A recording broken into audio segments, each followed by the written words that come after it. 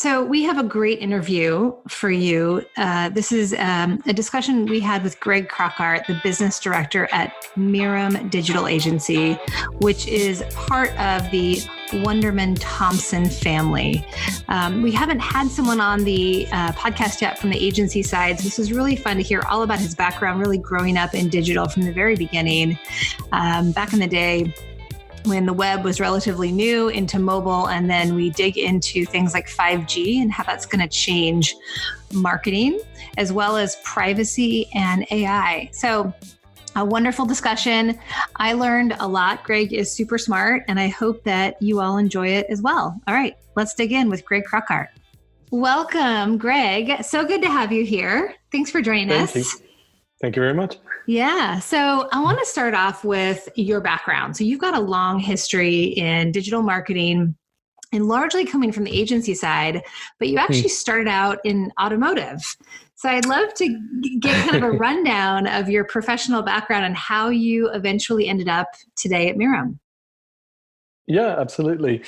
So I guess the first thing is, I'm not exactly a digital native, but I like to think that I'm at least a little bit close to being considered a digital native, in as much as I was introduced to the internet just while I was in college.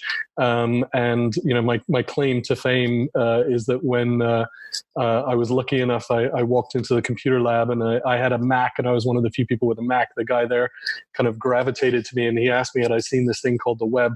And at that time, Yahoo was still hosted on a Stanford server, so it was stanford.edu/akebono/Yahoo. And the moment I saw that, I kind of realized that's what I want to do. I was studying philosophy and English literature just because I had an interest in that, but it kind of immediately kind of pulled me in that direction. And post university, I actually, like a lot of people, used my family connections to get an internship at a French car company called Peugeot in Paris. So it was super exciting. Chance to try out my French, which was terrifying, being thrown into a marketing department. At that age, you have zero experience and you're speaking a foreign language. Hold on. You have to tell me more about that. Had you grown up speaking any French? Well, my dad had worked for Peugeot for many years. He joined them when we were living in Africa, and then we moved all around the world with that company.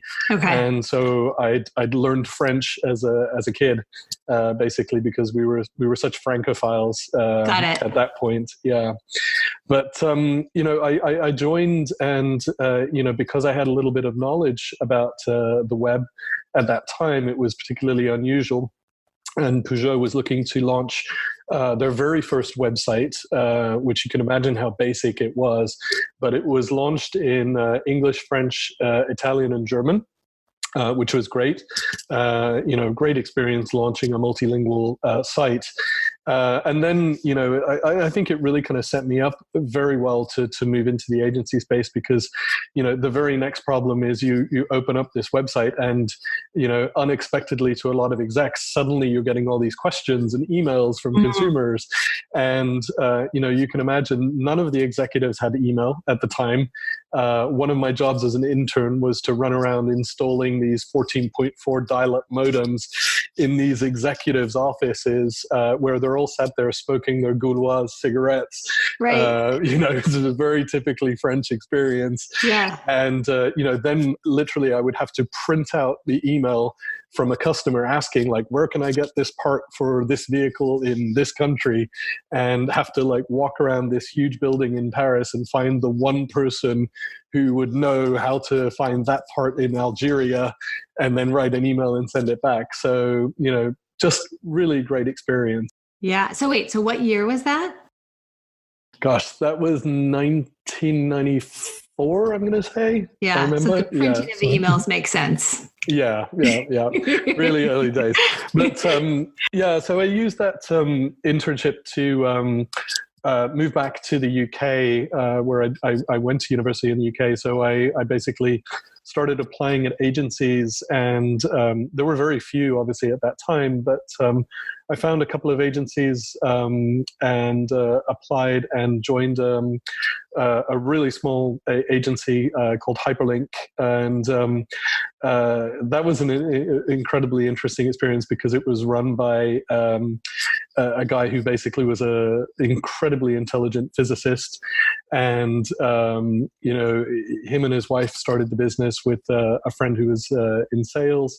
And we were literally going around primarily to legal firms at that time, explaining to them what the internet was and how it was going to change their business. So again, kind of just an incredible experience at that young age to be in front of partners of very senior, very large law firms, trying to explain to them in language that they would understand what the internet was and why they should have a website. And then we actually launched the first e-commerce site in the UK. Wow. Which was for a booksellers called Waterstones, and that again was just amazing. If you think of how slick operations like Amazon are today, this e-commerce site and how it was linked to their back end and fulfillment, system was literally kind of put together by duct tape and chewing gum and printed emails. And, it was very, very rudimentary, but it got the job done. We could take credit cards securely over the web and we could, link that to fulfillment. Mm-hmm. And those were early adopters. I mean, I remember there was a long time where folks were really afraid to put in their credit card. They did not trust online transactions. 100%. Yeah. And I've seen that really in sort of two waves. The first, as you say, was that kind of web e-commerce, like, is it secure? Can I put my credit card in? And then we almost had like a second wave when mobile really started taking over. And people, had by that point had got comfortable with desktop and putting their credit card in. But for some reason, I think because this was over the air, there was like that second wave of like, can I really put my credit card in on a mobile phone? Is that safe? Right. So I've sort of seen two waves of that. So I worked at the agency in London for a little while and a couple of years. And then if you recall, in the late 90s, we had, the dot-com boom. As it was called, and just huge investment in various internet companies. Some of them fairly reasonable business models, some of them absolutely insane, delivery of ice over the web and sort of really stupid things like that just never should have got funded. And I actually joined a company called Beans, which was, it's Beenz. They had a really beautiful sort of logo that was, it looked like a kidney bean, a really beautiful sort of red bean. And, thinking back, it was incredibly before its time. The tagline for the company was the web's currency, which if you think of now Bitcoin and, the craziness that's gone on with, cyber currency, that's exactly what Beans was, but about 15 years too early. And the concept of Beans was essentially a currency and a loyalty program. I think most famously, the business was actually raided. I think it wasn't the FTC, but it was some banking regulation in Europe, because essentially they raided the company and accused them of setting up a fake currency. I think the company took in an incredible amount of funding, about $90 million from people like Larry Ellison of Oracle. And, much like a lot of other .coms, they spent rather extravagantly as well. And we expanded to about 14 different countries in the space of about a year and a half, which, again, in hindsight was a little bit ridiculous. Sort of rather sadly, I think, again, it was just an idea that was a little bit ahead of its time. And when the crash came in the .com space, people lost a lot of confidence, and unfortunately the company assets were liquidated and sold. So I hung around literally I think I was one of the last 13 employees to sort of switch the light out there. But and so was that in the US or were you still in London? I was still in London at that point. I actually was almost going to move to the US with the company. Okay. Again, in hindsight, some things work out for the best because, had I done that, it might have been a little bit of a tricky situation. But it also ended up being, a great transition because essentially that company closed, and that's where I was introduced to really the potential of mobile. And kind of didn't look back from that point because I was introduced to a company called Flytext, which I think narrowly kind of holds the sort of honor of being the first mobile marketing agency in the world. There was another company called Erodian at the time that was around, and if you think about where mobile was at that time, we're talking now about 2001. This is well before iPhone. We're talking about those Nokia phones that lasted a week on a charge, which was amazing. But all they could do was take phone calls, send text messages, and that was it. There wasn't even WAP at the time. But those are the ones that came in like all the bright, fun primary colors, right? Yeah, exactly. Yes. Exactly. So, these group of individuals, it was founded by a couple of people from private equity, a couple of people from consulting. There were, I think, 3 German guys, 1 Turkish guy, everybody sort of living in London, very kind of cosmopolitan group of people. And, what they'd really seen was that in the UK, I think the UK was ahead of the US here by quite a long way. Teenagers were just going mad for texting and SMS. Mobile phones were still quite expensive at that time. Airtime was pretty expensive. And so kids were just crazy about sending text messages. It was their primary means of communication. And they saw an opportunity for marketers to actually use that. And we ran the first text and win campaign for Cadbury's, the candy bar confectioner. Yeah. So basically what we did was we put unique codes on the inside of the wrappers of Cadbury's chocolate bars and different candy bars. And you would open up the chocolate bar, you would look at the code, you would text it in to a number. Mm-hmm. And then our database would basically check if the number was a winner or not.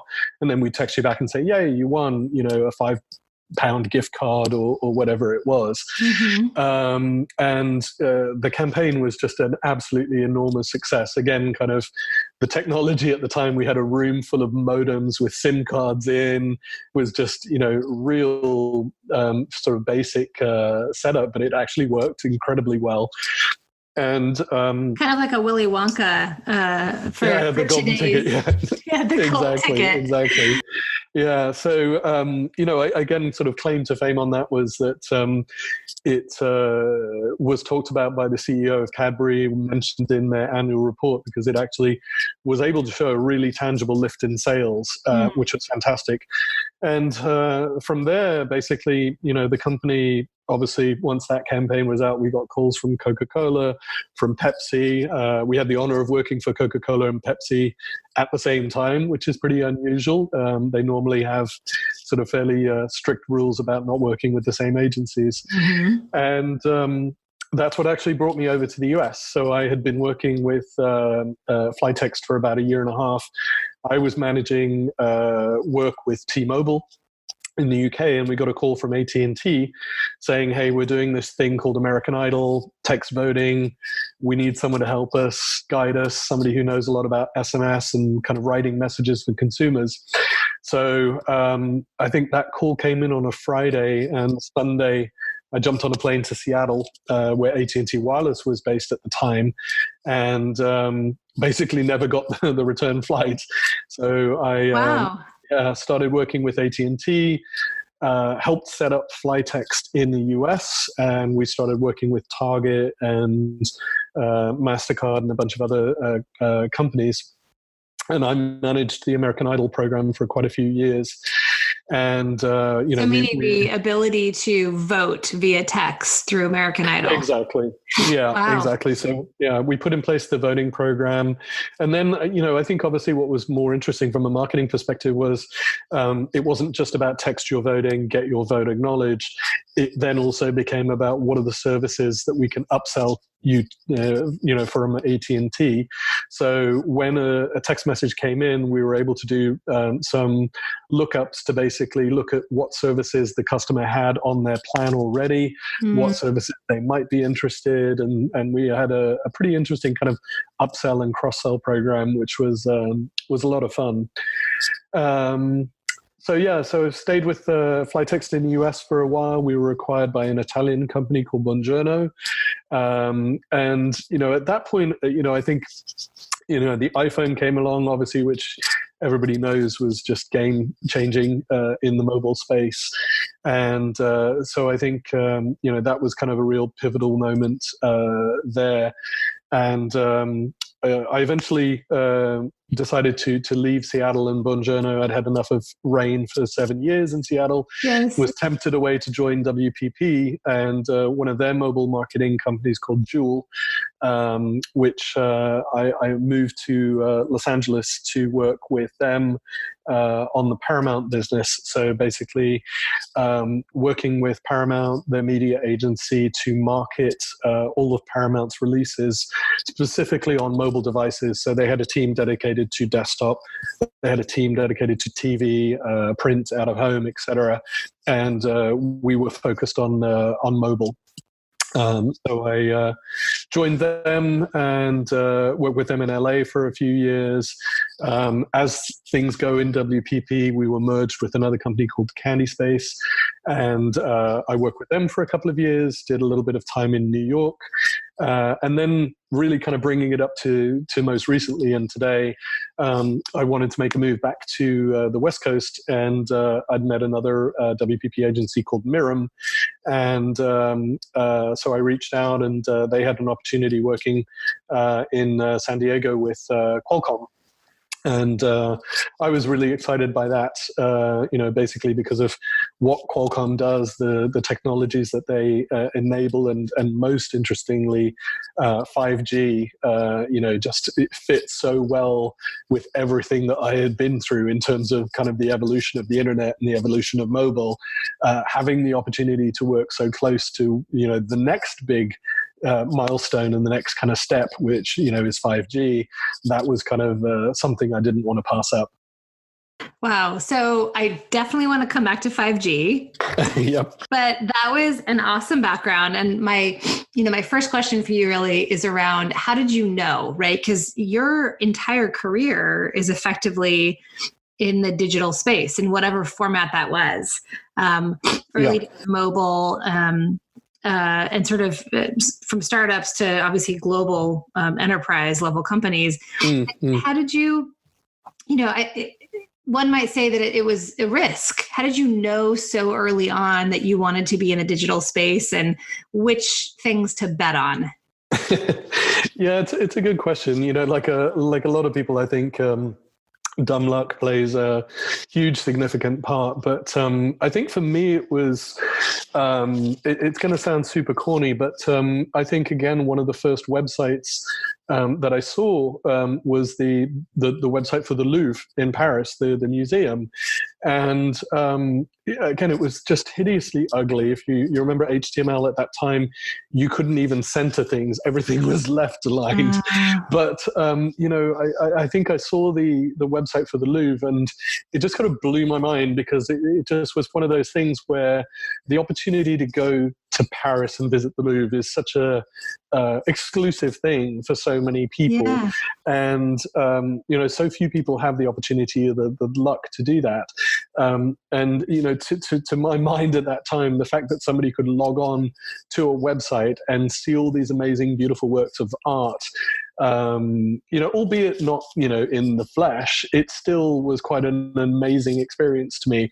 And I think it was just that kind of realization that this technology was kind of going to democratize access to information that made me sort of stop and go, wow, this is going to be game changing, and I had certainly had to put up a couple of years with my dad every once in a while, sort of asking, is that internet thing still around? Right. And, it was kind of hard for me to sort of explain, like, yeah, it's still around because this is going to change how we do everything, and, it's obviously hilarious now when I look at what my parents do with their iPads, from banking to everything, basically speaking to me every week. It's all facilitated by the internet. So I think it was just really seeing that, that potential for it to democratize access to information was what really kind of convinced me. Yeah. Yeah. Well, I mean, you were an early adopter, to say the least. Yeah. So good segue. Let's go into this discussion of 5G, right? Because I want to start with just defining what it is, but I also want to talk to you about your thoughts. I know you've got a couple of examples and some ideas around how 5G will be basically the next wave of change for marketing and marketers. Yeah. So first, let's just start off with what 5G is, because I'm sure there's folks that are listening that 100% know and some that maybe are not as clear. So 5G is the term that's used to describe the next generation of mobile networks beyond LTE mobile networks, which is what we currently have. 5G stands for fifth generation. So why do we care about this? What does this mean to us? With any 5G connection, we're going to see, faster network speeds, fewer delays, or what's often referred to as latency in the tech industry. So kind of sending and receiving data will be more fluid. And one of the reasons that 5G is able to do this is because it's tapping into radio wavelengths that have been pretty unusable in the past. So it's obviously every generation, 3G, 4G, now 5G, they're all, they're massive and they change the game. And often we're not sure exactly how it's going to change until it's here, which is kind of the fun part. But, here we are in 2019 and we're now beginning to see networks, so carriers as well as OEMs or the handset manufacturers for mobile devices begin to deploy 5G. So we're at the very beginning of this transition. Well, that's just kind of just basics of what 5G is. But I'd love to hear from you more specifically about what you think 5G's impact on marketing or marketers' ability to communicate in maybe some different ways than we can today. Yeah, absolutely. I think, the first point I'd make is I think that, when people talk about 5G networks, as you said in that great intro, speed and latency are the two things that are frequently mentioned. And I think the interesting thing to me on that is I think everybody fully understands speed and what speed means. Faster data, great. I can download a movie in 5 seconds. That's very easy to understand. Latency, oddly enough, is a little bit difficult of a concept for some people to wrap their head around. And yet at the same time, I actually think latency might be kind of the Trojan horse in this situation that actually is going to be one of the more impactful things about 5G. So latency, again, to sort of explain, is that sort of delay in transaction between your device and the server.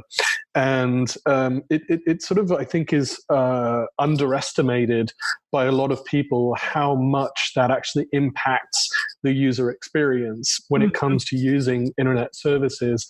A good example is kind of how we use voice today. Yes. And, requests to Siri or requests to Alexa or, whatever your kind of voice technology is that you're using. And I think the funny thing is probably a lot of people, if you ask them today, is that delay bothersome? Does that deter you from using it? They're probably going to say no. But I think the reality is that it is actually impacting usage. And when we see latency sort of drop to near zero or imperceptible to human beings, I think we're going to see voice just skyrocket. Mm-hmm. So that's why I kind of feel like latency is kind of the unsung hero. Speed gets all the glory because everyone's like, I can download a movie super fast. Latency is this unsung hero that I think is actually going to make more of an impact. And I think equally latency is going to come into things like robotics, where again, it's a little bit hard to sort of think as in the marketing context, but if you think about some of the scenarios where you've got sort of dangerous excavation, or you've got a doctor performing robotic surgery, mm-hmm. those kinds of things with latency today are actually a little bit difficult or a little bit dangerous, and I think that's why we're not sort of seeing them. But when you have that sort of instant where I move and the movement at the other end happens literally in sync, for real with zero delay, I think that's where you're going to see an explosion in those kinds of services as well. So I think that, those are kind of the kind of exciting things that we'll see first. And just to add to that, we often refer to that category of things that you were just mentioning as mission critical services at Qualcomm. And so another one that comes into that same category, besides things, like, excavation and medical surgeries, medical procedures, is also traffic, right? We think about autonomous driving, and the notion of being able to 5G connecting all of the traffic lights, the cars themselves to each other, right? Yeah. There is a hot second of latency, all kinds of mayhem. I mean, and I say that smiling, and I shouldn't, because it's more than mayhem. I mean, it's potentially death, right? I mean, it really could affect people's lives. So I think for sure that latency or lack of latency that we'll start to see with 5G will allow those kinds of things to really blossom. Yeah, absolutely. Yeah. So I think, that sort of putting it again in a marketing perspective, I would say, again, watch out for those services that benefit from an absence of latency. Voice is the one that I see on the horizon most clearly. I'm sure there's others that I'm just not seeing at the moment in a marketing context. But I think voice, to me, great adoption so far. People are getting more comfortable with it. But I think, again, once latency goes, we're going to see voice and voice search. So again, I would sort of encourage marketers to be considering how they can experiment with voice today. Start making the learnings that you need to gain in order to be ready for when voice, starts to again kind of skyrocket and see that adoption. I think, beyond that, sort of going a little bit broader than just kind of speed and latency, obviously the other area that's kind of really exciting about 5G is the Internet of Things, IoT, and the number of devices that we're going to start seeing become connected, to our digital experiences. I think, again, we're sort of at those kind of early days where there's, devices like your Apple Watch are connecting to your phone via Bluetooth. There's companies have some running shoes. I think Nike and Under Armour and Adidas, they all have some kind of connected sneaker. Obviously, we've got, other things, but I think, again, what 5G is going to kind of enable is more and more of those devices and things that you just kind of, wouldn't necessarily think need to be connected or should be connected. Suddenly these use cases are going to pop up. And I think I was just going to add, I'm sorry. I just wanted to add to that. I think that we might move, whether it's voice or it's things like, connected, athleisure, we might move from those things being a bit of a novelty to being really ingrained in our everyday lives. Yeah, absolutely. Absolutely. Yeah. I think, the sort of sector and area of marketing that I think stands to potentially be impacted the most by this is the in-store shopping experience. And then if you think of it in a marketing perspective, the category of shopper marketing. So, for me, shopper marketing today is shockingly traditional. If you speak to somebody who works in shopper marketing, they're going to talk to you about shelf wobblers at the end of shelves in Walmart, and they're going to be talking about signage. There's more and more digital certainly kind of creeping into shopper marketing, and things like geo-targeting, mobile ads to shoppers, are certainly being experimented with. But for the large part, shopper marketing today still feels, to me, shockingly kind of traditional. And what I think we're going to start seeing is, quite honestly, the in-store shopping experience needs to become as good as the digital experience that we're all getting so used to having online. There's so many stores today where the in-store experience is just miserable, either because the store itself is just grotty and unkempt and dated, unpleasant environment to be in. That's kind of on the one end of the scale. But I think on the other end of the scale, the actual in-store experience can be facilitated by digital services. I think two retailers that I think are kind of ahead of the curve at the moment would be the Home Depot and Walgreens.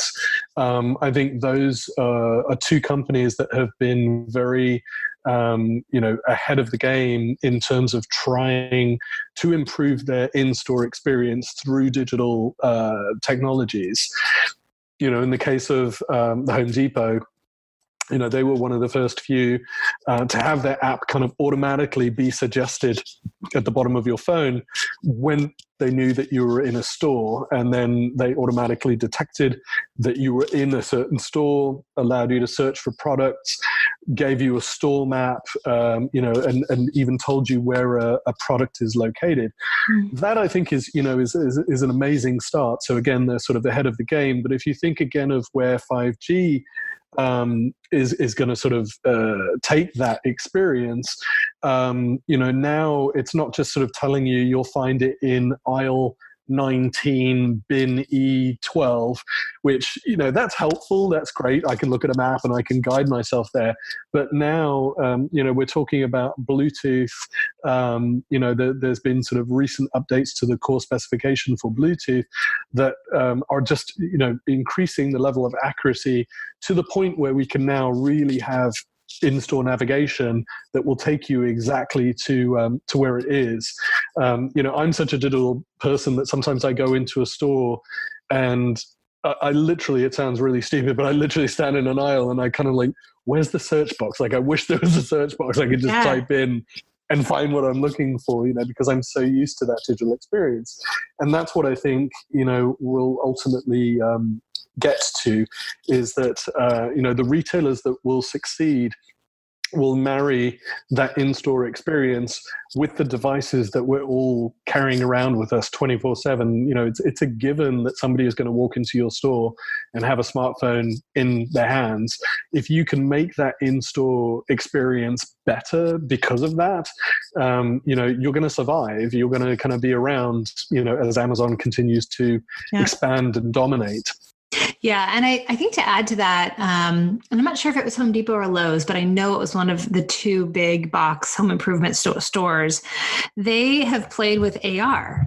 And so the idea of going in and sitting down with a designer and, you're picking out your kitchen tile and all those things, but you've brought in or you've imported from, your Google Photos, images of your existing kitchen, right? And now you can overlay. Yeah. And there's apps that do this right now, of course, too.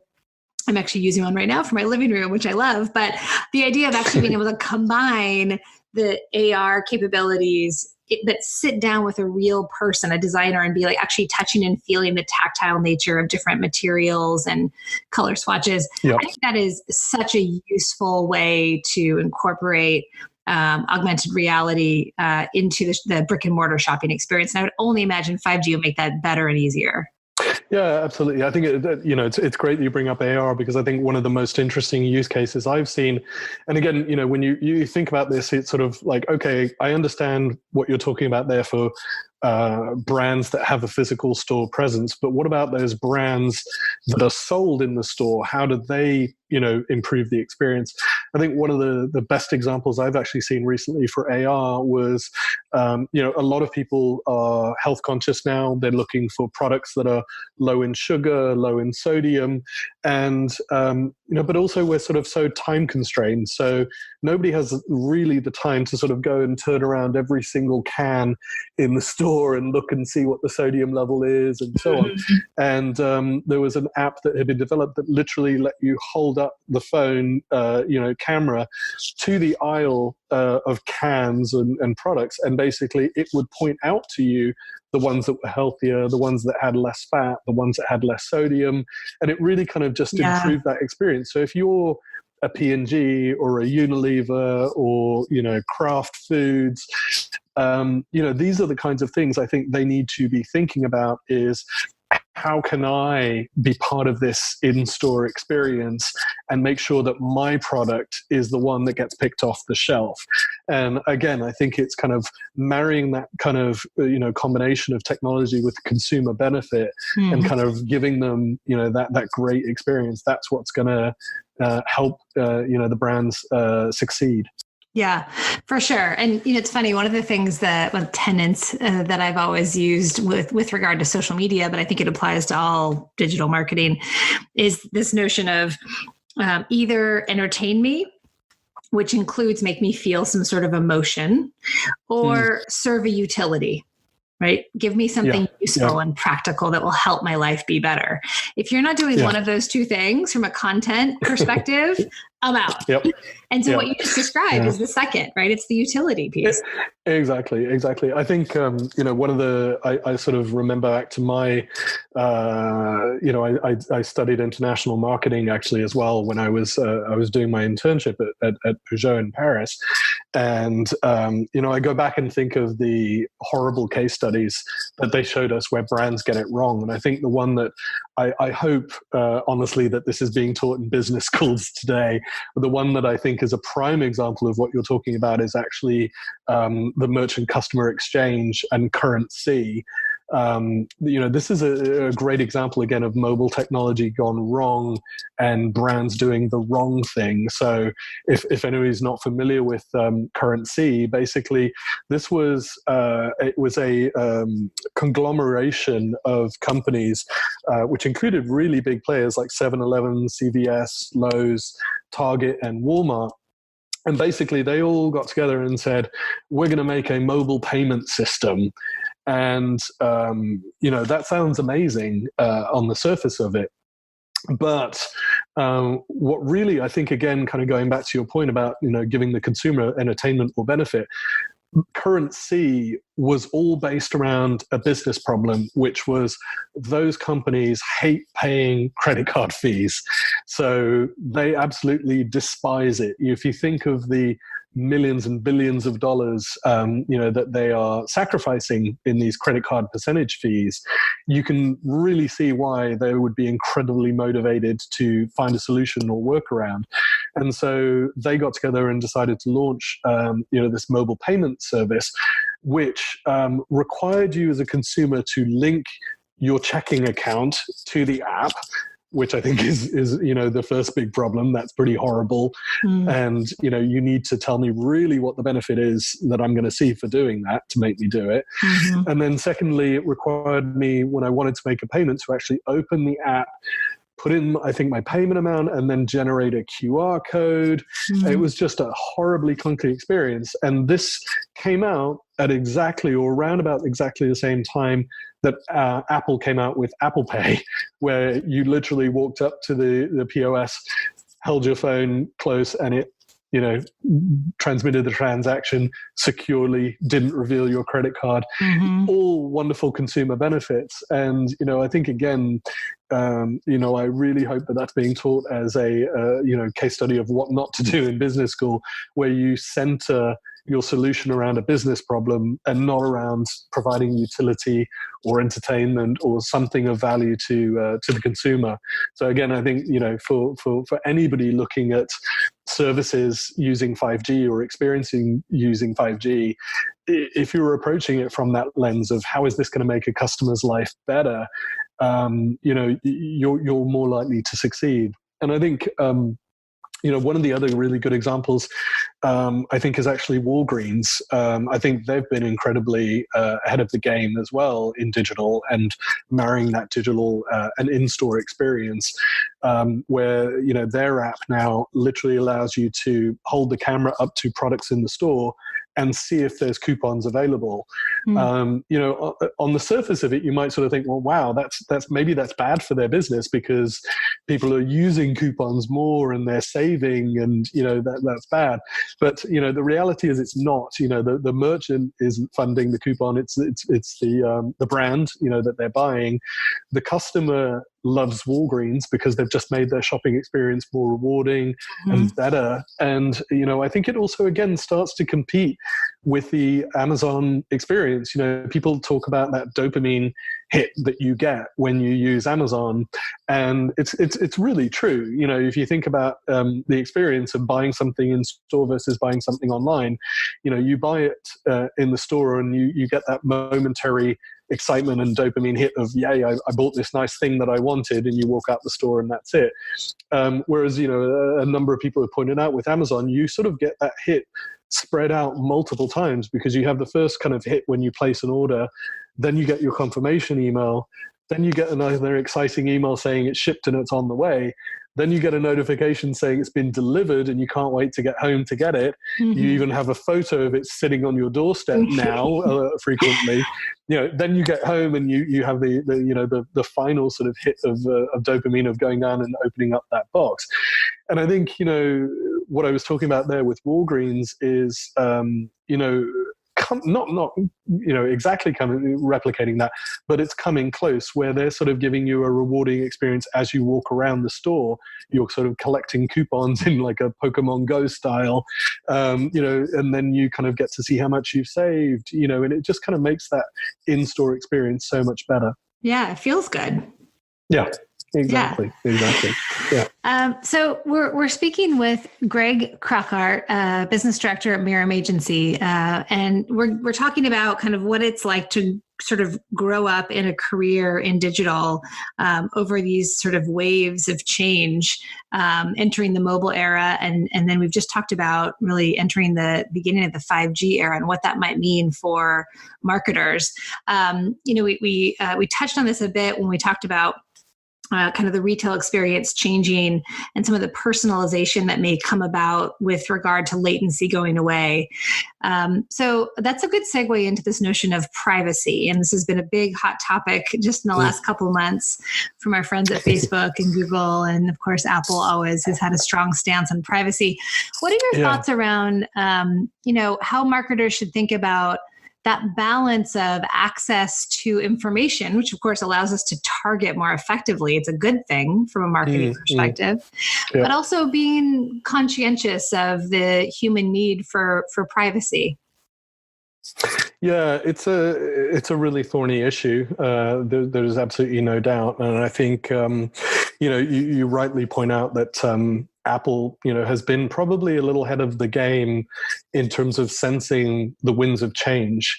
I actually kind of firmly believe that there's been a lot of talk about how millennials have a different attitude and they're perfectly fine with online targeting and retargeting and so on. And, I'd love to see some data on it, but my hunch is that that's actually not the case. I think it's just been one of those things where we've all collectively had to get used to a new world, and even millennials were not really quite sure, what was going on. Yeah, they understood the mechanics of targeting, but I don't think we as a collective of individuals had really kind of said, like, are we okay with that? Are we comfortable with that?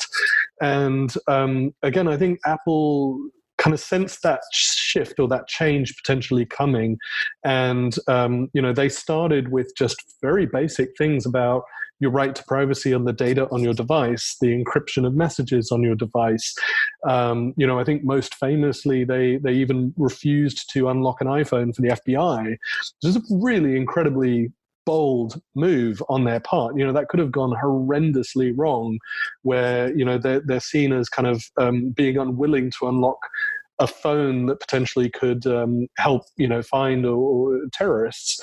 So a very, very bold move on their part. And I think where we sort of saw it come into a marketing context from the first time was probably at CES, where Apple, famously never participates, but they took over the side of a building. Yeah. And I can't remember exactly what it said, but it said, essentially, I think it was a play on the "what happens in Vegas stays in Vegas" kind of tagline. Yeah. It was like, what happens on your iPhone stays on your iPhone.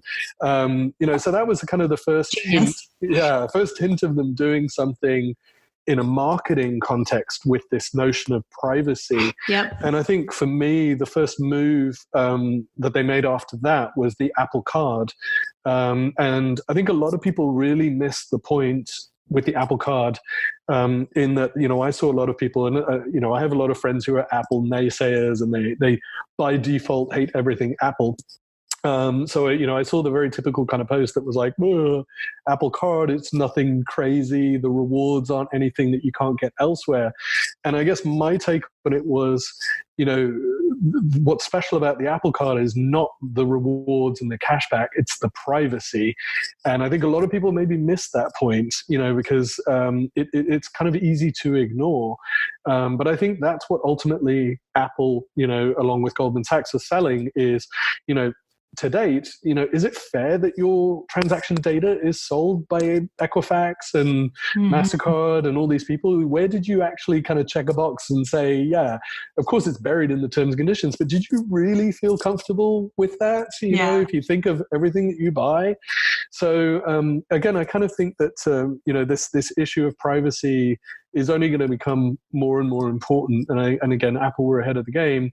I think Google and Facebook are in obviously then a really tricky position right now, where both of their businesses are fundamentally built around selling customer data. Yep. It's undeniable. They may kind of try and position it in a different way. And I thought Google's attempt at I/O, sort of saying, our mission is to make data more accessible for consumers, was a good effort. But it's easy to look at that and go, no, it's not. It's to make lots of money through selling advertising is also your mission. Yeah.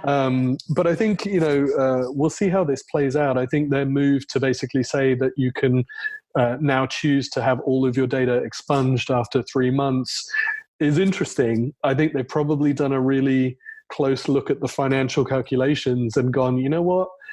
After 3 months, your data's kind of trash anyway. If you think about it, like, what marketer wants data that's 5 months old? Again, if you're Paramount, do you want to know that somebody went to a movie theater 5 months ago? No, I want to know somebody who went to the movie theater 3 times in the last 3 months. That to me indicates that they're a moviegoer. So I think that they've made a sort of fairly shrewd move here. And I think, again, other businesses and other marketers will want to sort of follow suit, or at least think about how it impacts their business, where, maybe it is a case of just saying, we're going to delete all of your data after 3 months. Don't want it, gone forever. And maybe that's the next step, where, consumers were going to feel maybe just a little bit more comfortable. Yeah. Well, and I think part of it too is making it accessible and easy for the everyday Joe. Like Facebook and Google have been for, at least 2 or 3 years, if not longer, talking about, well, you go into your settings and then this drop down menu. And then there's, and I, who spend a fair amount of time on those platforms as part of my job, I have done those things and gone, for example, into Facebook and tried to just navigate, okay, what are my privacy settings? What kinds of things am I sharing with who? And it's incredibly complicated. And there's so many different ways to slice and dice. And again, I'm someone who spends a decent amount of time on that platform. And so I can only imagine, like my dad or Somebody who just, is an architect, someone who just has like a job that's not, in that space every day, trying to navigate how to alter your, pretty technical settings. Oh yeah. I think Google is another prime example. I'd encourage anybody to go to google.com/history and see what data is there about you. I think it will horrify you, especially when it comes to something like Google Maps, where you can look back on years of data, seeing exactly where you traveled. You can see yourself getting on and off airplanes and flying across the country. And your voice recordings, even. They have your voice recordings, which you can delete. Again, you can delete it all, but you have to know how to navigate through that. And is that... Yeah.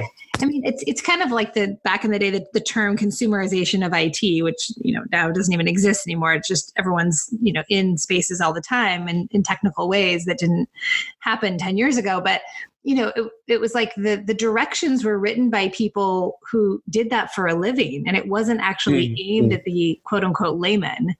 Yeah. And so to me, if Facebook and Google are really taking privacy seriously, a very easy step that doesn't even require massive architecture change or business model overhaul is just to make the ability to change your settings really super simple and accessible to everybody. Yeah, 100%. I think it needs to be literally a one-click kind of experience, just saying, yep, I'm fine with you having 3 months, delete everything else, click, done. And again, to your point, in terms of other marketers, I think, it's going to be exactly the same, issue that they have to face is, what data do you hold? Everybody's sort of moving in that direction now. I think GDPR in Europe has certainly kind of pushed a lot of businesses to think about this. And I think, that hasn't happened in the US, but obviously so many companies do business in Europe that they've had to comply with GDPR anyway.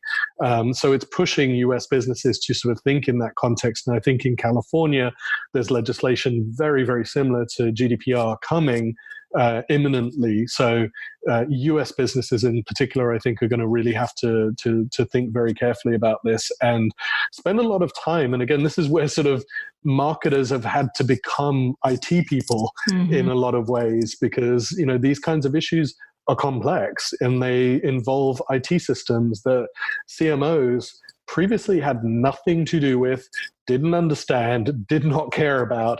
But now, I think honestly, the CMO's job is becoming so incredibly technical in nature that they need assistance in kind of understanding these things from a technical perspective, but then also from a consumer perspective, as you say, in terms of like, what do consumers want?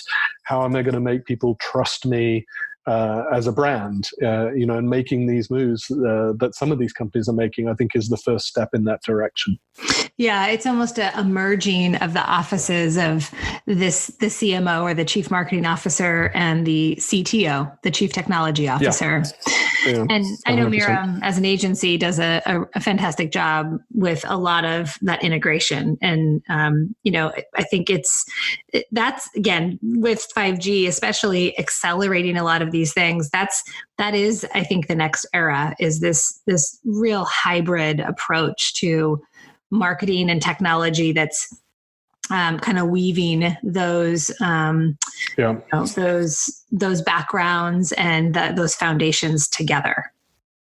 Yeah, I think the third pillar to that is actually security as well. I'm sort of sad to say, but I think the CMO is going to need to care a lot about security in their business as well, moving forward. And, it's security in a number of ways. One is kind of around the data that you hold on a customer. The more security breaches that a company has, the less trust the consumers have in them, on an ongoing basis. If your credit card is held by a retailer and that retailer is hacked, you're going to be very much more, disinclined to go back to that retailer in the future, because they're the ones that lost your data. They're the ones that mean you had to get a new credit card. They made your life worse, again, I don't want to say it's sad, but it's a reality that the CMO needs to care about that, because the first people that are called when a big breach of credit card data happens is the PR agency, and it's how do we get out of this? How do we make it look better? Or Great point. how do we, damage control? Right. So, the CMO needs to care as much about security. And again, I think with the proliferation of Internet of Things devices, that's going to be kind of, again, even more exposure. I was kind of thinking about it myself. I've got various plugs around the house that are all connected to the internet. And that in and of itself, you might sort of think, well, what's the big danger? Is somebody going to hack in and turn my lights off? It's like, okay, yeah, that might be a little bit inconvenient, but it's not that serious. Right. But, all joking aside, I think, if you think about it a little bit more deeply, it's not so much that they might hack in and turn your lights off.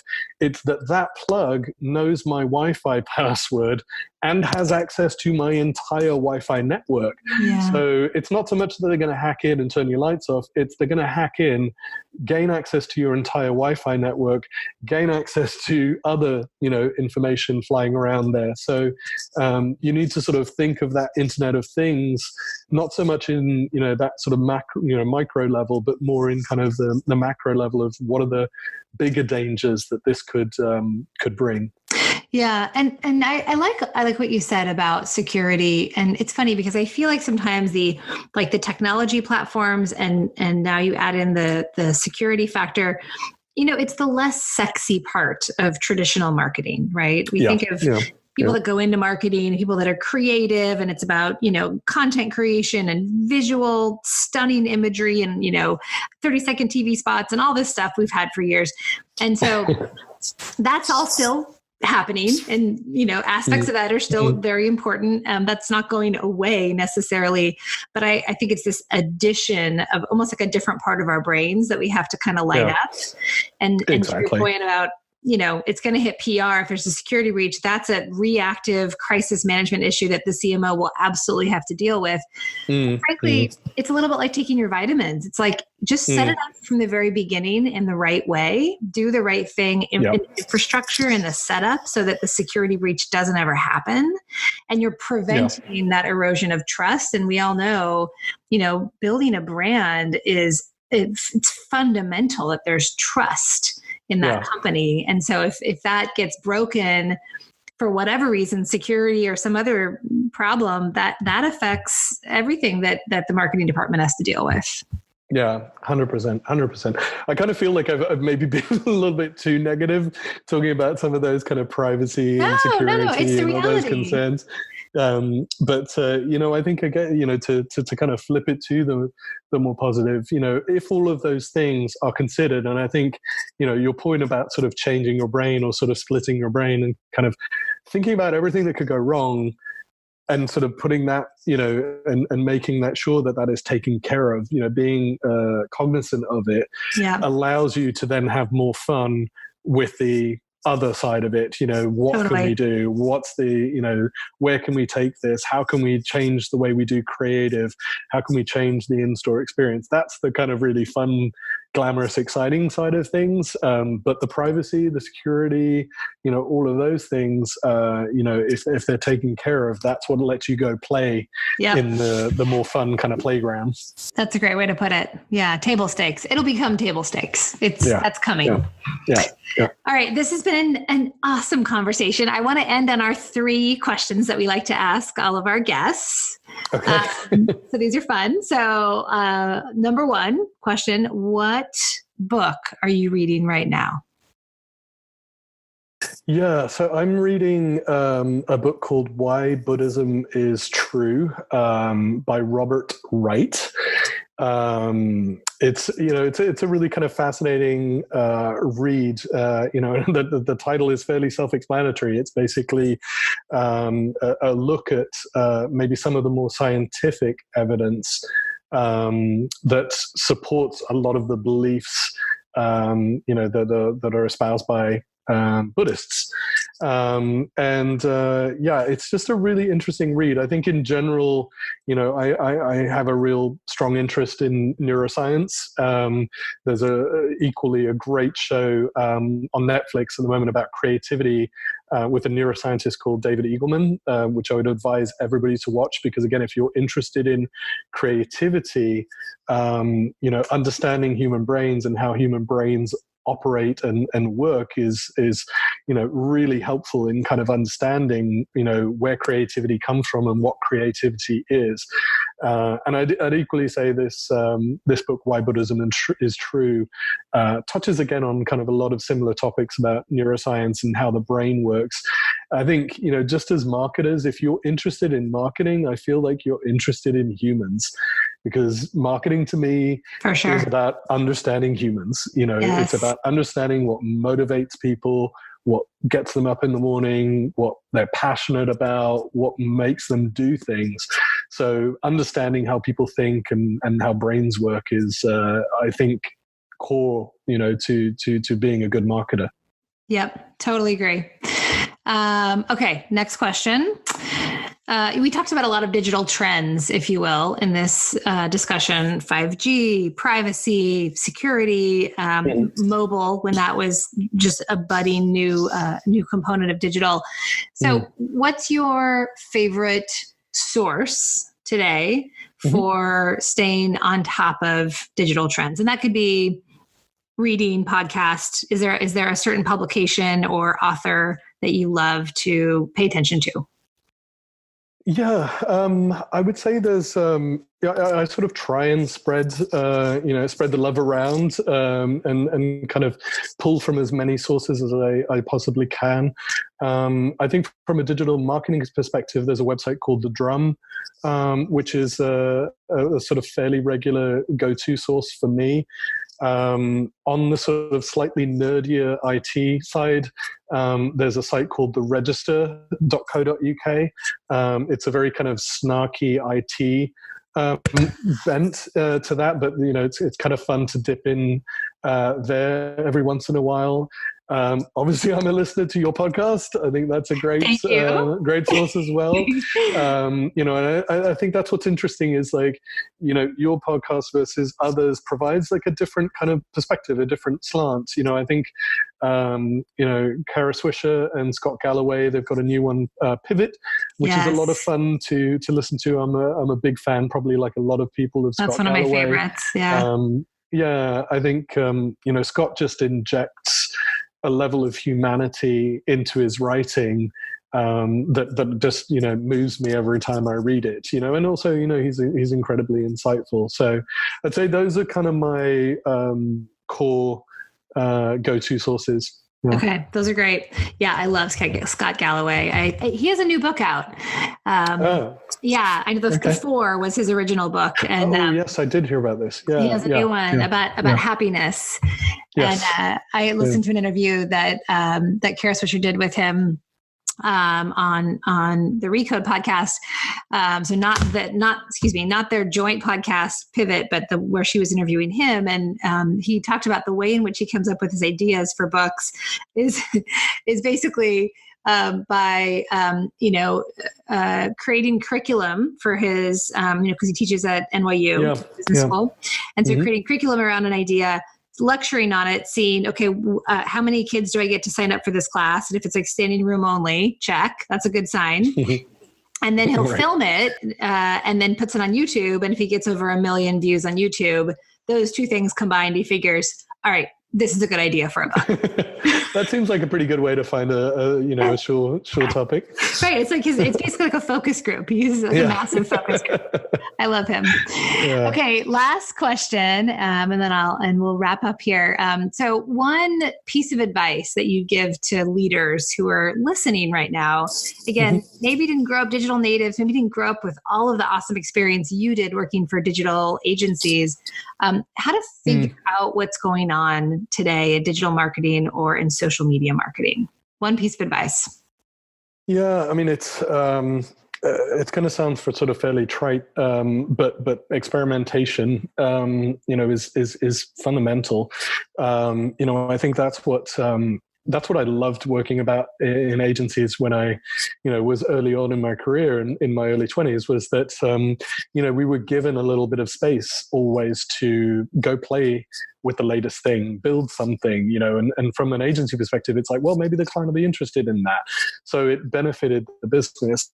On the brand side of things, I think some of the brands that I've worked with who really were most effective at this, I think they did it because they were able to basically take a portion of their budget, and it didn't need to always be a significant portion. I think there's this sort of misconception that to experiment, you have to have Google type dollars, and, that's the only way that you're going to be able to do something. But I think, there's always a way to go and experiment and play with even limited funds and limited budgets. And I think that the other thing is when you do that experimentation, making sure that your team don't feel pressure. Because I've seen people who say, okay, yeah, go experiment. But then when things go wrong and the results are not, let's say as amazing as one would want them to be, they come down on their team like a ton of bricks and everybody feels terrible. Everybody feels bad. One business that I worked with, it was literally a rule of the things that fell into the experimentation bucket may fall flat on their face. We may get zero uptake. We may get zero click-through rate if it was media. All of those things were sort of completely understood by the team. And I think that freed people from this fear that a lot of people can instill. I think a lot of bad leaders, try to lead from a place of fear. And that really stifles, I think, innovation. And so, experimenting, no matter how small your budget, and then basically freeing your team to make mistakes, to, fail, is really what I would advise. Yeah, I think that's great advice. And we know digital is the space to experiment because things change so rapidly.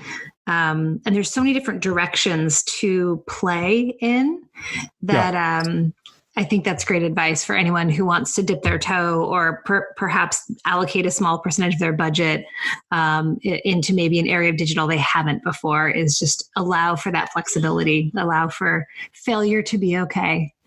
Yeah, exactly. All right. Greg Crockart, business director at Mirum Digital Agency. So good to talk to you. Thank you so much. It was a pleasure. A lot of fun. Where can people find you if they'd like to follow you or hear more from you? Yeah. So on Twitter, my Twitter handle is Greg Crock. So it's GregCroc. And obviously I'm on LinkedIn as well, Greg Crockart. Those are kind of my two primary kind of business channels. Awesome. Thank you so much. This is such a good conversation. I learned a lot. Great. And thank you very much. Yeah, it was so good to have you. And if you want to hear more Social Currency, you can go to socialcurrencyshow.com. You can also subscribe to anywhere that you get your podcasts. We are in all those places. You can also hear from us directly by signing up for our weekly newsletter at info@socialcurrencyshow.com. And although I was solo tonight, you can, of course, follow my co-host Tuck Ross on Instagram, LinkedIn, or Twitter at Tuck Ross. Or you can find me at Jessica K. Jensen. Greg, again, good chatting with you, and we will talk soon. Thanks very much. Thank you. Bye. Bye.